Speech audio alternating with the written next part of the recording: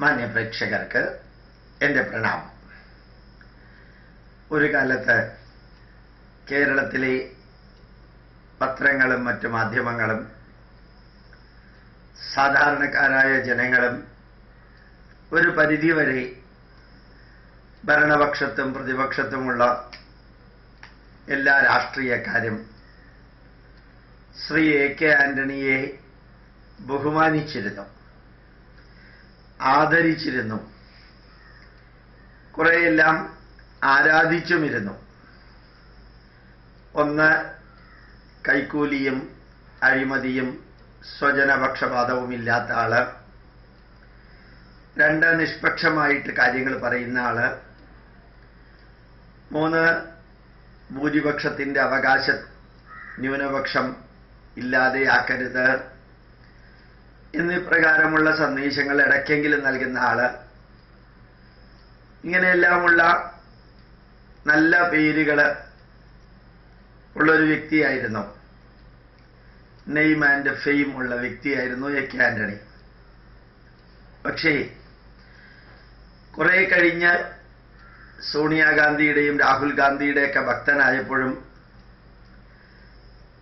Doctor Manmohan Singh വിദേശത്ത് പോകുമ്പോൾ അദ്ദേഹത്തിന്റെ ചാർജ് ഇടയ്ക്ക് ഭരിക്കാൻ ഭാരതത്തിലെ പ്രധാനമന്ത്രിയുടെ ലെവലിലേക്കെല്ലാം ഏതാനും ദിവസമെങ്കിലും ഉയരാനുമെല്ലാം സാധിച്ച വ്യക്തി എന്നുള്ള നിലയിൽ A.K. ആന്റണിയുടെ വാക്കുകളും ചിന്തകളുമെല്ലാം ഒരു തരത്തിലെ വേദനയും അറപ്പും വെറുപ്പും തോന്നുന്ന ലെവലിലേക്കായി.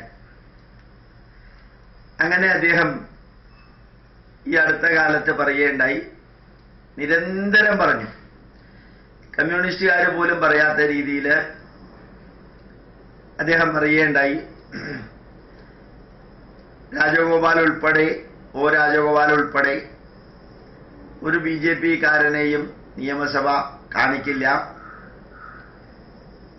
രാജഗോപാലിന് നിയമസഭയിലേക്ക് പോകണമെങ്കിൽ വിസിറ്റേഴ്സ് പാസ് എടുത്ത് വേണം പോവാൻ, അല്ലാതെ ഞങ്ങള് കയറ്റില്ല എന്ന് പറയുകയുണ്ടായി.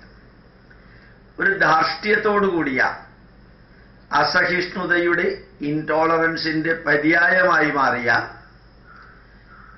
A.K. ആന്റണിയുടെ വരികൾ തന്നെ ആയിരിക്കണം അവർക്ക് ഇന്ന് കേരളത്തിലെ ഗതികേട് ഉണ്ടാക്കിയത്. യഥാർത്ഥത്തില് രാഷ്ട്രം അംഗീകരിച്ച, രാഷ്ട്രത്തെ ഭരിക്കുന്ന ഒരു വലിയ പാർട്ടിയുടെ അംഗങ്ങളെയും പാർട്ടിയെയും നിഷേധാത്മകമായ രീതിയിൽ അവഹേളിക്കുന്ന രീതിയിൽ കമന്റുകൾ പറയുക.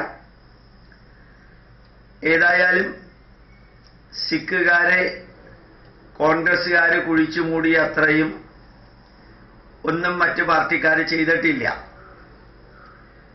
അതിനെ ന്യായീകരിക്കുകയും ചെയ്തു.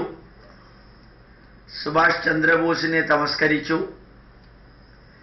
യഥാർത്ഥത്തില് ഈ രാഷ്ട്രത്തിന് ഇത്രയും തിന്മ ചെയ്ത വേറൊരു പാർട്ടിയും ഇല്ല. ആ പാർട്ടിയുടെ വക്താക്കള് ആദ്യം സുധീരന്റെ വരികളായിരുന്നു ഇപ്രകാരം വളരെ മോശമായിട്ടുള്ള രീതിയിൽ വന്നിരുന്നത്. അദ്ദേഹത്തിനെയും ജനത ആരാധിച്ചിരുന്നതാണ്. ഇന്ന് സുധീരൻ എന്ന് പറഞ്ഞാൽ ഏത് തേർഡ് റേറ്റ് രാഷ്ട്രീയക്കാരനെയും പോലെയാണ്. അതേപോലെ തേർഡ് റേറ്റ് രാഷ്ട്രീയക്കാരനായി മാറി A.K. ആന്റണി. പലരുടെയും മനസ്സിൽ നല്ല സുഗന്ധമുള്ള ഓർമ്മകള് നിലനിർത്തിയിരുന്നൊരു മനുഷ്യൻ. പത്രമാധ്യമങ്ങൾ എഡിറ്റോറിയൽ വരെ അദ്ദേഹത്തിന്റെ സത്യം, ധർമ്മം, നീതി, ന്യായത്തെക്കുറിച്ച് ചെയ്തിരുന്നു.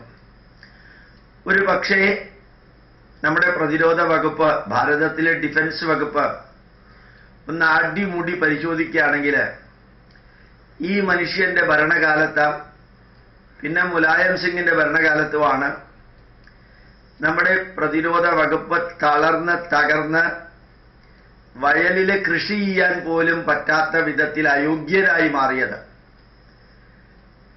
നമ്മുടെ ചുറ്റുമുള്ള രാജ്യങ്ങളെല്ലാം അസാധാരണമായി പ്രതിരോധത്തിൽ വളർന്നപ്പോൾ നമ്മൾ ആ പ്രതിരോധത്തിലുള്ളവർക്ക് ശമ്പളം കൊടുത്ത് ബ്രേക്ക്ഫാസ്റ്റും ലഞ്ചും ഡിന്നറും കൊടുത്ത് ബോട്ടിലും കൊടുത്ത് ജീവിക്കുന്ന കുറെ ജീവികളാക്കി അവരെ മാറ്റിയത് ഈ എ കെ ആന്റണിയുടെ കാലത്താണ്.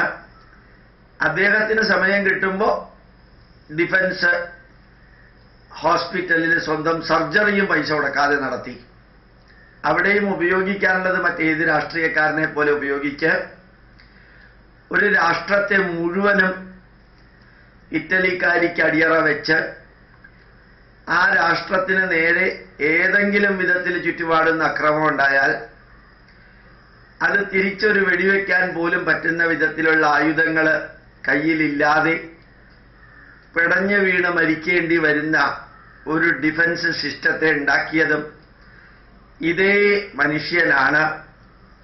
ആ മനുഷ്യനെ ഭാരതം വെറുപ്പോടുകൂടിയേ ഇനി സ്മരിക്കുള്ളൂ. മാത്രമല്ല, അസഹിഷ്ണുതയുടെ പര്യായമായി മാറിയ വാക്കുകൾ ഉപയോഗിക്കുന്ന ഒരാളായി മാറിയിരിക്കുന്നു എ കെ ആന്റണി. ഒരു കാര്യം ഉറപ്പാണ്, അങ്ങയെ പോലെയുള്ളവരിയ്ക്കുന്നിടത്തോളം കാലം ആ പാർട്ടിക്ക് ഗതി ഉണ്ടാവില്ലെന്ന് കൂടി ഓർമ്മിപ്പിക്കുന്നു.